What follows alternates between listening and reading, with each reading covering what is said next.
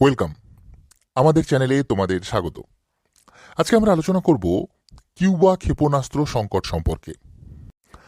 Video শুরুর আগে তোমাদের বলি, যদি আমাদের ভিডিও তোমাদের ভালো লাগে কিংবা আমাদের ভিডিও সম্পর্কে তোমরা আগ্রহী হও কিংবা আমাদের ভিডিও থেকে তোমরা উপকৃত হও, তাহলে লাইক এবং শেয়ার করো। চ্যানেল সাবস্ক্রাইব করে বেল বাটন প্রেস করে অল করে দিও আমাদের সমস্ত ভিডিওর নোটিফিকেশন সবার আগে পাওয়ার জন্য। যদি তোমরা আমাদের ভিডিও ফেসবুকে দেখো তাহলে ফেসবুক পেজ লাইক ও ফলো করে দিও।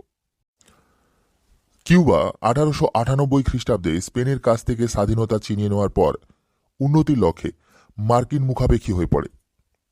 এই সুযোগ নিয়ে মার্কিন পুঁজিপতিরা কিউবার অর্থনীতির মূল ভিত্তি আখের ক্ষেতের 40% দখল করে নেয়। কিউবার ওপর নিজের নিয়ন্ত্রণ প্রতিষ্ঠার লক্ষ্যে আমেরিকা তার অনুগামী ফ্যালজেনিকো বাতিস্তাকে 1954 খ্রিস্টাব্দে রাষ্ট্রপতি পদে বসায়, কিন্তু তিনি মার্কিন পুঁজিবাদের তাবেদার পরিণত হওয়ায় কিউবাবাসী বাতিস্তা সরকারের বিরুদ্ধে চলে যায়। বাতিস্তা সরকারের জনবিরোধী কাজকর্মের প্রতিবাদে কিউবার তৎকালীন ছাত্রনেতা ফিদেল কাস্ত্রো তীব্র সরকার বিরোধী আন্দোলন গড়ে তোলেন। ক্রমশ জনসমর্থন আদায় করে এক বৈপ্লবিক অভ্যুত্থানের দ্বারা বাতিস্তা সরকারের পতন ঘটিয়ে কাস্ত্রো কিউবার ক্ষমতা দখল করেন 1959 খ্রিস্টাব্দের 1 জানুয়ারি। কিউবার রাষ্ট্রপতি কাস্ত্রো এরপর পুঁজিবাদী আমেরিকার দিক থেকে সরে এসে রাশিয়া, চীন ও অন্যান্য সমাজতান্ত্রিক দেশের সঙ্গে সম্পর্ক গড়ে তোলার উদ্যোগ নেন। এই উদ্দেশ্যে তিনি কিউবায় মার্কিন পুঁজিপতিদের চিনি কলগুলি জাতীয়করণ করেন। তার পাশাপাশি মার্কিন পুঁজিপতি গোষ্ঠীর পরিচালনাধীন ব্যাংক এবং অন্যান্য শিল্পকেন্দ্রগুলিও জাতীয়করণ করেন। আমেরিকা যুক্তরাষ্ট্র কাস্ত্রোর এরকম কার্যকলাপে অত্যন্ত ক্ষুব্ধ হয়ে নানাভাবে কাস্ত্রো সরকারের পতনের পরিকল্পনা নেয়। মার্কিন গোয়েন্দা বিভাগের গোপন সহায়তায় 1400 ভাড়াটে সৈন্য মার্কিন জাহাজে করে কিউবার ফ্লোরিডা উপকূলের কাছে পিগ উপসাগরে পৌঁছায়। বিদ্রোহীদের সহায়তার জন্য মার্কিন B-26 বিমান প্রস্তুত ছিল, কিন্তু কিউবার সেনাদল তাদের চূড়ান্তভাবে পরাজিত করলে মার্কিন চক্রান্ত ব্যর্থ হয়। কাস্ত্রো সরকার 50 লক্ষ কিউবাবাসীকে রক্ষার জন্য রাশিয়ার সাহায্যে কিউবাতে একটি ক্ষেপণাস্ত্র ঘাঁটি গড়ার সিদ্ধান্ত নেয়।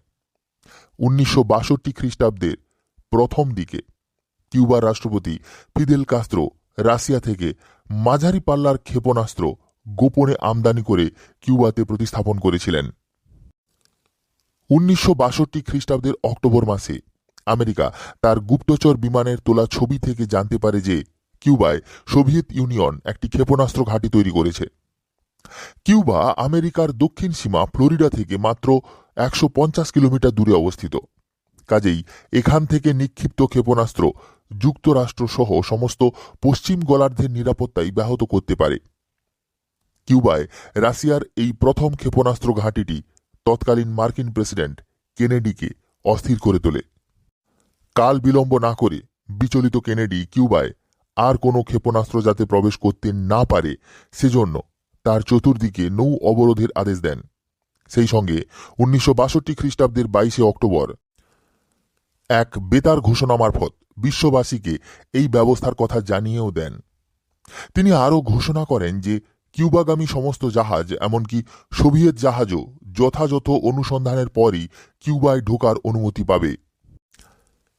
কিউবায় অনুপ্রবেশ সংক্রান্ত মার্কিন রাষ্ট্রপতি কেনেডির ঘোষণায় রাশিয়ায় মারাত্মক প্রতিক্রিয়া দেখা দেয়। সোভিয়েত সরকার তার সেনাবাহিনীকে যুদ্ধের জন্য প্রস্তুত থাকার নির্দেশ দেয়। সেনা বিভাগের কর্মচারীদের ছুটি বাতিল করা হয় এবং সবাইকে কাজে যোগ দিতে বলা হয়। এমনকি আসন্ন বিদায়ী কর্মচারীদের অবসর গ্রহণ সাময়িকভাবে স্থগিত রাখা হয়। সেই সঙ্গে রাশিয়া দৃপ্ত কণ্ঠে জানিয়ে দেয় যে কিউবাগামী কোনো সোভিয়েত জাহাজ পথিমধ্যে বাধাপ্রাপ্ত হলে যেন সঙ্গে সঙ্গে গুলি চালানো হয়। কিউবা, মার্কিন যুক্তরাষ্ট্র ও রাশিয়া তিন পক্ষই রাষ্ট্রসংঘে বিষয়টি উত্থাপন করে। রাষ্ট্রসংঘের মহাসচিব উ থান্ট এবং বিশ্বের জোট নিরপেক্ষ বিভিন্ন রাষ্ট্র দুপক্ষের কাছেই শান্তি রক্ষার অনুরোধ জানাতে থাকে। শেষ পর্যন্ত 27 অক্টোবর 1962 খ্রিস্টাব্দে রুশ প্রধানমন্ত্রী ক্রুশ্চেভ মার্কিন রাষ্ট্রপতি কেনেডিকে জানান যে মার্কিন যুক্তরাষ্ট্র যদি কিউবা আক্রমণ না করার প্রতিশ্রুতি দেয়, কিউবা থেকে যদি নৌ অবরোধ প্রত্যাহার করা হয় এবং তুরস্ক থেকে মার্কিন ক্ষেপণাস্ত্র ঘাঁটি যদি অপসারণ করা হয়, তাহলে রাশিয়াও কিউবা থেকে সমস্ত সামরিক বাহিনী অপসারণ করবে।